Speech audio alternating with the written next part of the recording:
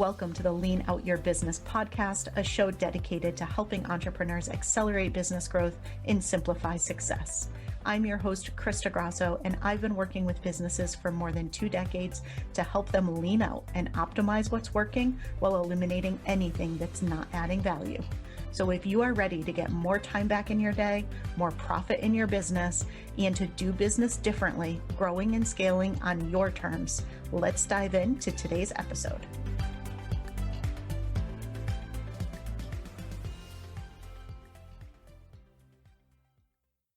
Hello, and welcome to another episode of the Lean Out Your Business podcast. Today, we are going to be talking all about how you define success, which I think is really important as you start to reflect on this year and start to plan ahead and think about the upcoming year.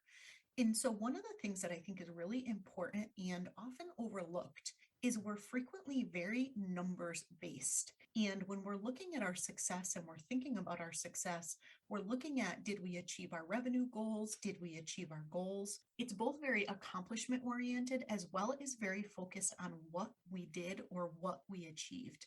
And one thing that I really want you to be thinking about and considering is that beyond the what, I think something that's equally as important, if not more important, is the how. And here's what I mean by that.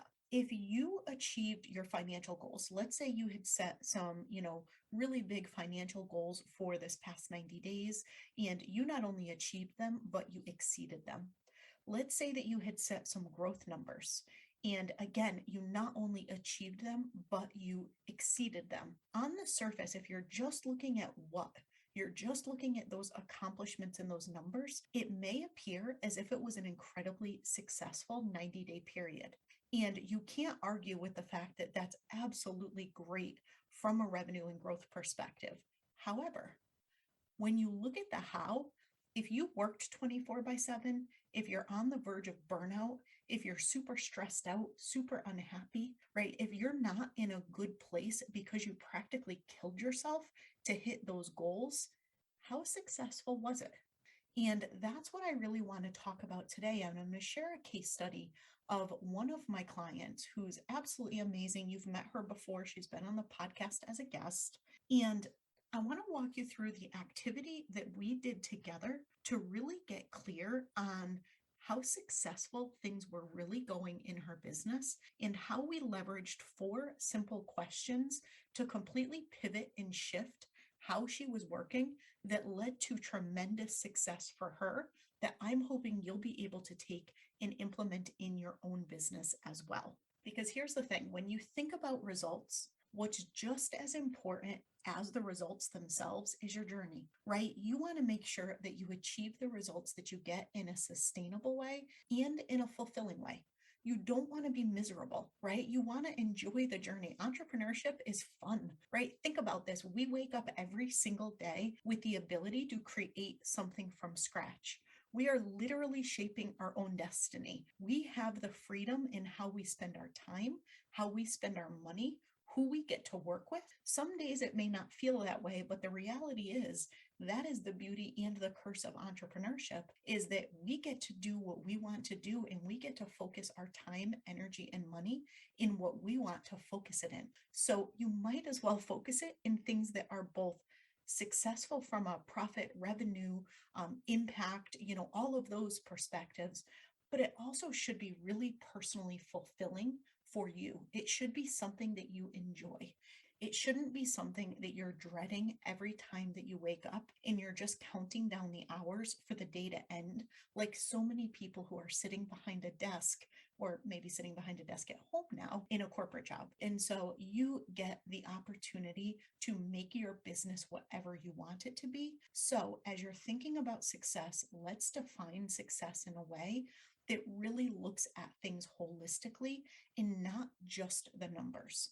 So let me share with you a little bit about my client's story. When we look back at the beginning of the year, she had absolutely phenomenal results. So in Q1, she generated more revenue than she had done in all of last year. And so if we had just looked at her revenue numbers, if we had looked at her growth numbers, right, she really was a real example of someone who had set a revenue target, set a growth target, and not only met it, but far exceeded it. And so on the surface, that looked really good. And what I see so many people normally do is they say, oh, hit those targets. Great. I'm going to do more of what I did this past quarter because I want those same or better results this coming quarter. And so they just end up doing more, working harder, harder, harder. But what we had done, her and I, when we did her planning for Q2, is we had dug in and we really looked at not just what she achieved, but how she achieved it. And as we dug into some questions, she ended up having a little bit of an epiphany.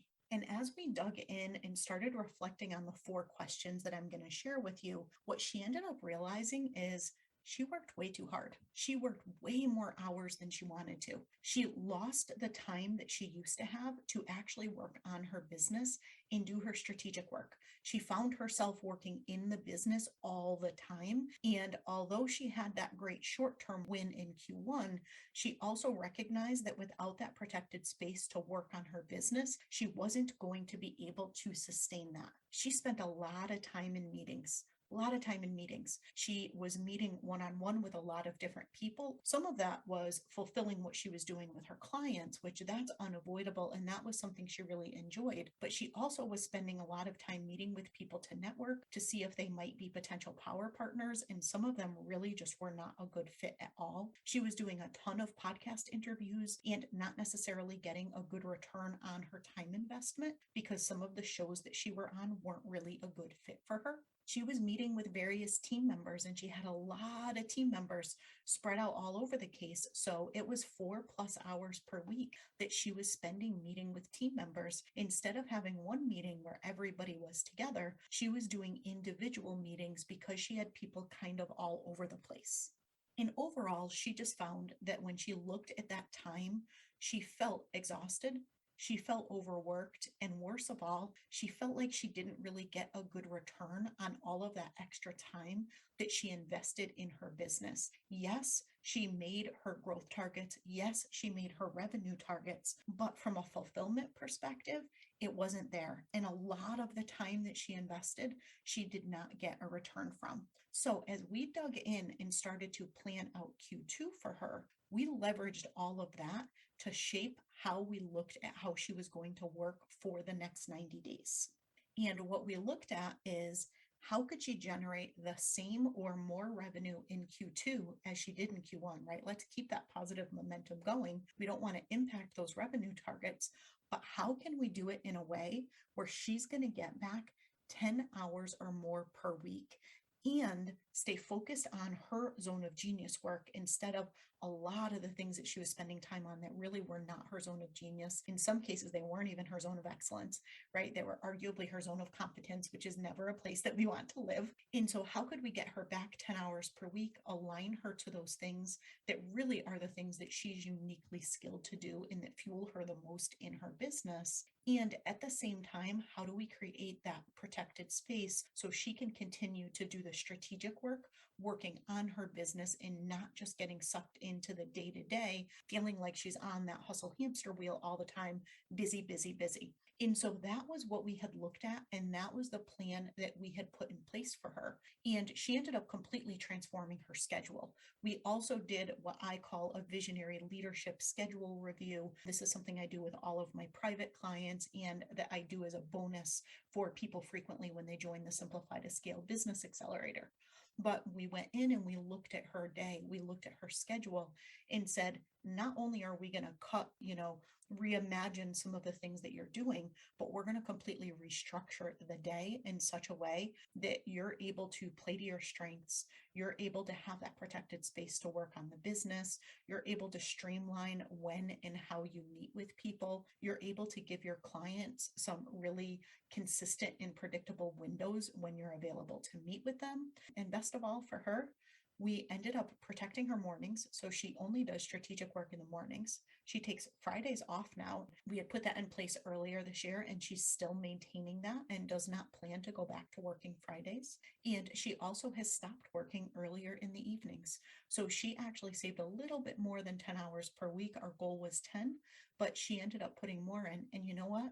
Every single 90 days, her revenue is increasing more and more. So it does actually work, but here's the key. If you don't take the time to stop and reflect and not just look at what you're achieving, but how you are achieving it, and take those steps to really reimagine how you're approaching things, you're going to keep getting more of the same. So if you're feeling overworked, if you're feeling overwhelmed, if you feel like you're doing a lot of things that either you personally shouldn't be doing in your business, or you're just not getting the return that you're looking for from them, you're going to just keep getting more of that without taking that time to make some changes. So let me share with you the 4 questions. They are seemingly simple, so don't let the simplicity of them fool you. Really take the time to reflect and just sit with these. It's really helpful to reflect on these questions with your team as well. When I do this with my client, we do this with her full team every single 90 days. And this can be just so helpful to do because sometimes your team is going to see things that you don't necessarily see. And ironically, the things that your team often sees that you don't see are the things that you have to celebrate, the things that went really well. Because I don't know if you are anything like me, but I may get 1,000 positive comments and 1 negative one. And do you know which one I remember? The negative one, right? It's if you look back at the past 90 days, you may have had so many things go amazingly well, but that one thing that didn't go well, that's the one that sticks out in your mind, right? And this is just so common. We're kind of preconditioned to see, the negative, or because we're natural problem solvers, we tend to over index on the problem or the things that didn't go as well because we want to solve it and we're naturally trying to figure out how to make things better. Over time and with some real intentionality and practice, you can shift that where you are, in a place of gratitude, you are appreciating and celebrating all those things that go well. You can condition yourself to not over index on the negative. But that being said, our natural default, we are going to remember a lot of the things that did not go as well. We are not always going to remember all of the things that went really well. Our teams, they know the things that went really well. And so it's just a really helpful activity to do with your teams. So the very first question to ask, and this is where your team input is really valuable, is what are you most proud of and what went really well? And so this is something you can honestly do this as often as you want. I recommend you do it at least every 90 days, but it's also a really powerful activity to do at the end of one year, in the beginning of another year, just looking at that broader time horizon. So the first question is, again, what are you most proud of and what went really well? And then on the flip side, the second question that complements that is, what lessons did you learn and what didn't go as well as expected? And I consider both of these questions as results-based questions that are really aligned with what you should be celebrating for this past 90 days or this past year, depending on the time horizon you're doing this activity for. And if you're saying, but why am I celebrating what didn't go well? The reality is, some of the very best lessons that you have in business are from the things that did not go well. If you've listened to this podcast for a while, you know I'm pretty transparent and I share a lot of the mistakes that I have made in business in the past. And my most successful business I ever had, I went from an idea to multiple 6 figures in under 2 weeks. I literally went from an idea, didn't have a website, didn't have an LLC, didn't have anything, to getting a website created, writing a white paper, forming an LLC, and closing a deal in a 2-week period of time. And people hear that and say, whoa, how did you do that? You know how I did that? By failing miserably in one of my earlier businesses, learning so many things the hard way. And that multi 6-figure deal, which sounds amazing, well, it ended up happening to be just about the exact same amount of debt that I had from all of those mistakes that I had made in the prior business. And so while you're living the things that don't go well, living through the things that, maybe you're not so excited about, it is super helpful to recognize that those are amazing lessons. And those are frequently the things that actually help you accelerate your results. It's like slowing down to massively speed up. You had to have that learning. You had to have that thing not go as well to recognize the shift and the change that you needed to make so that you can end up getting those results that you wanted. So that's why I think you should both celebrate not only the things that went well and that you're really proud of, but also those things that didn't go as well as expected, because there are a lot of lessons to be learned from those experiences. So those are your first two questions. And again, those are your results focused, what you're celebrating questions. Now let's move into your alignment based questions. And these relate to the things that you're going to be planning for the upcoming 90 days or year. And so the first one is, what do you want to continue or do more of? And so this relates back to what went really well, right? If something's going really well, you're getting really good results, you're really enjoying something, then you're probably going to want to do more of it. You're going to want to continue doing it. So you're going to capture that. And again, if you think about alignment and what you're planning, well, these are things that frequently are in alignment with, your financial results, your personal results, your fulfillment results, whatever those things are that you're looking for. And they're things that you want to plan to do more of as you go forward. Now, on the flip side, there's what do you want to eliminate or lean out and do less of. These frequently are related to the things that didn't go as well as expected. So no surprise for my client, the thing that she wanted to let go of, that she wanted to do less of, was working so much, was investing her time on podcasts that weren't a good fit for her, was spending a whole bunch of time on networking calls with people who are never going to be a good power partner for her. And so really getting clear on what's working and you want to keep, and what's not working that you want to let go of or you want to reimagine as you go into the next 90-day period, right? So again, these questions seem simple, but truly take the time to reflect on them. Get out your sticky notes, get out your notebook, get out your Miro board if you do it digitally, whatever tools you typically use for brainstorming that put you in that open creative space. That's what I highly recommend that you use, and take some time and reflect on these questions. So again, to summarize, right, if we look at my client, if we had just, when I met with her, simply looked at her numbers, we simply looked at the fact that, she made more in Q1 than she did in all of last year. If we had simply looked at the amount she was able to grow her business in Q1, we would have just done more of those things.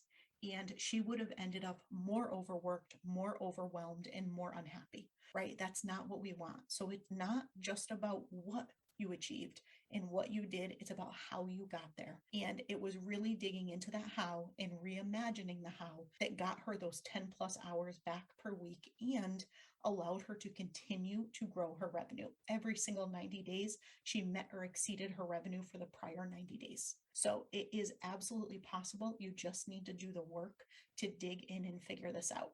So let's wrap up with a recap of those 4 questions one more time. If you didn't capture them already, get that pen out and get your notebook out, or come back to this, if you're out for a run right now, come back to this when you're at your computer and write these down. What are you most proud of and went really well?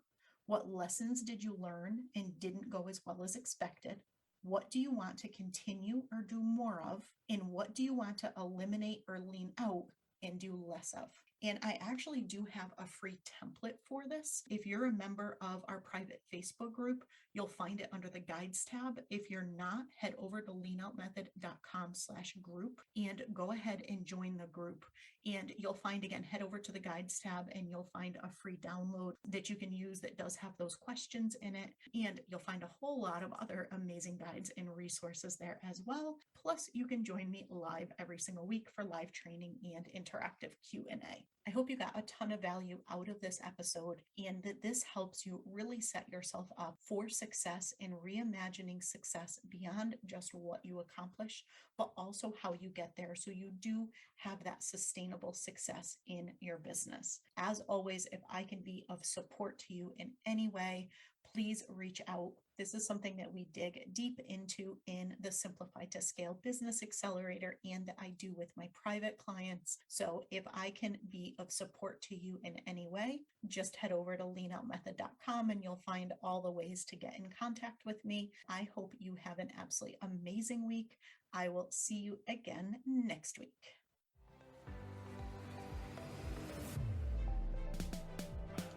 Thank you for joining me for another episode of the Lean Out Your Business podcast. I hope you got a lot of value and actionable insights from today's show and would love if you take a moment to leave us a review.